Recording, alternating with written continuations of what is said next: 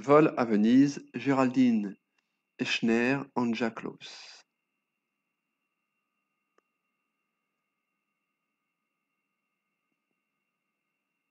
Dans un vieux nid caché en haut d'une tour vivaient 3 grands oiseaux. Personne ne les voyait, car ils ne sortaient que la nuit.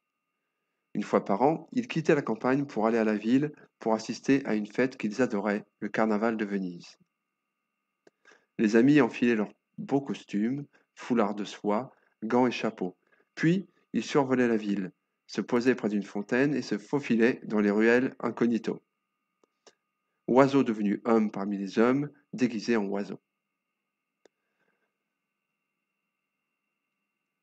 En ces jours de fête à Venise, tout était permis.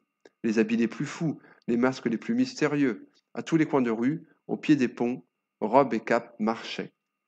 Dans l'eau, les gondoles transportaient les marquises, les barons devenus arlequins, bouffons, oiseaux ou papillons. Qui pouvait deviner que dans toutes ces plumes se cachaient de vrais oiseaux? Beaucoup de masques leur ressemblaient. Mais cette année-là, Paolo Bello, que l'on appelait le prince de Venise, préparait, dans le plus grand secret de son palais, son plus beau costume.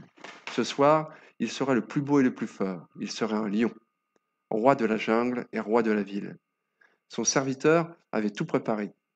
Loup de satin noir, habit de fourrure, crinière rousse et, sur un coussin de velours, la couronne de sa famille. Pour l'occasion, le prince avait fait installer des diamants et des pierres précieuses sur sa couronne. Il avait payé une petite fortune pour que le bijoutier décore la couronne. Pour avoir de l'argent, le prince avait dû augmenter les impôts des petits paysans. Mais il n'en avait que faire. Rien n'était trop beau pour sa parure de fête. Le prince venait d'ajuster sa crinière et il allait enfiler ses chaussures brodées d'or quand, soudain, un étrange coup de vent balaya la salle. Les lampes et les bougies s'éteignèrent. Le prince en colère demande à son serviteur de rallumer la lumière. Dès que la lumière fut rallumée, le prince remarqua qu'une fenêtre était grande ouverte et, sur la petite table, le coussin de velours était vide, la couronne avait disparu. Au voleur hurla le prince. Au fond de la cour, un immense aigle noir courait. Le serviteur le partit à sa poursuite. Pendant ce temps, dans les rues, tout le monde faisait la fête, et les 3 oiseaux s'amusaient beaucoup. Autour d'eux, les masques allaient et venaient, de plumes ou de faïences, de dentelles ou d'organdie. Et personne ne remarqua l'étrange aigle noir.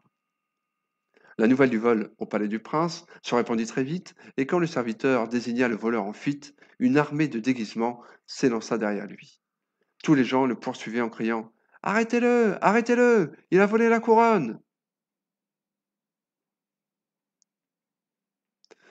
L'aigle noir était malin, et il allait vite. Le voyant disparaître, les 3 oiseaux décidèrent de le poursuivre. Eux seuls pouvaient encore agir. Ils s'envolèrent dans un bruissement d'ailes. Les oiseaux dans les airs avaient repéré le voleur. Et aussitôt, ils volèrent vers lui. Leurs ailes le plaquèrent au sol, les 3 becs fouillèrent la cape de plumes, la couronne apparut. Les trois oiseaux prirent la couronne et laissèrent le voleur très surpris. Le lendemain, c'était le mercredi des cendres qui marquait le début du carême.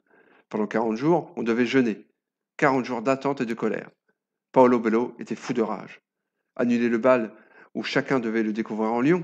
Voler sa merveilleuse couronne. 2 fois volée même. L'aigle noir, un brigand connu, avait été mis en prison, mais la couronne avait disparu.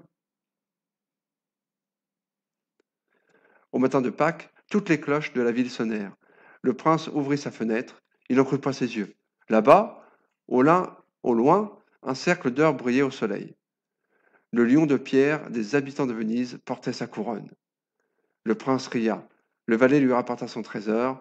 Sa couronne était intacte, mais toutes les pierres précieuses et tout le diamant avaient disparu.